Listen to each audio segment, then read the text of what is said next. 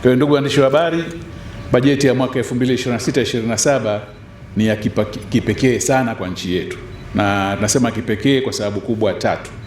Kwanza, hii itakuwa ndio bajeti ya kwanza kwa utekelezaji wa dira ya taifa ya maendeleo ya mwaka 2050. Mnakumbuka kwa muda wa miaka takriban 25 iliyopita tumekuwa tukitekeleza dira ya maendeleo ya mwaka 2025. Dira ile imekamilika rasmi mwaka jana, na kuanzia mwaka huu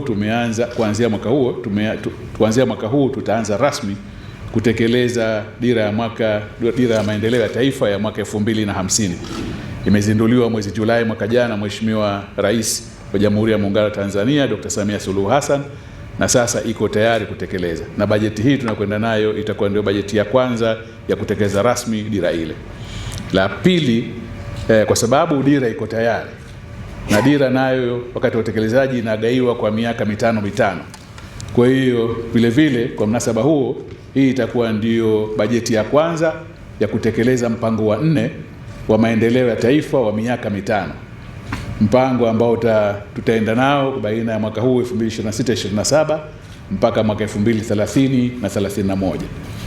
Na tatu, wote mnafahamu, mtakumbuka kwamba mwaka jana tulikuwa na uchaguzi mkuu, mwezi wa Oktoba mwaka jana tulikuwa na uchaguzi mkuu ambao umeweka uongozi ambao tutakwenda nao hadi kufikia mwaka 2030.